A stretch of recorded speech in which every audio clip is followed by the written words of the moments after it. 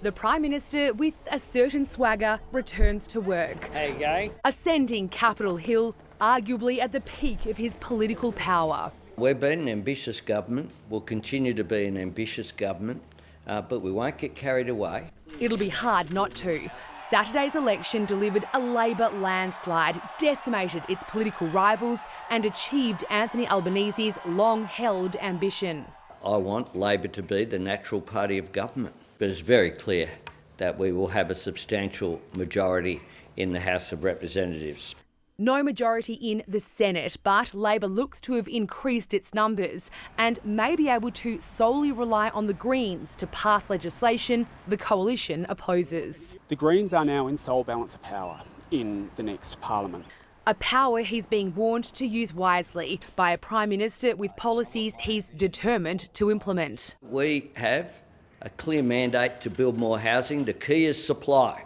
The key is supply. Get out of the way.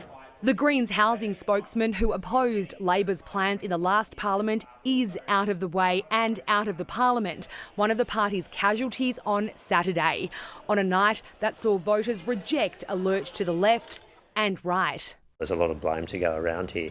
And one senator's directing it all at leadership aspirant Angus Taylor. The economic narrative was just completely non-existent. I'm not quite sure what he's been doing for 3 years.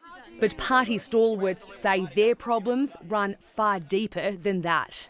I think as a party, we have lost our way. We have failed as a political movement to keep up with the values and priorities of contemporary Australia. After back-to-back losses, the Liberal Party is now in the grip of an existential crisis, riven with factionalism and unable to articulate what or who they stand for.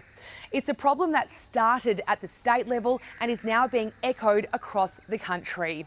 As the Liberals rake over the coals, the Prime Minister is figuring out his front bench and fielding calls from foreign leaders, including Donald Trump. I thank him for his very warm message of congratulations. We talked about how AUKUS and tariffs will continue to engage. Possibly as soon as next month, when Anthony Albanese travels to Canada for the G7 summit. I can only say that he's been very, very nice to me, very respectful to me. I have no idea who the other person is that ran against him. And, we've had a very good relationship. First, though, a trip to Jakarta. I want to congratulate you on your great victory. I was so happy. Thank you, my friend. I was so happy.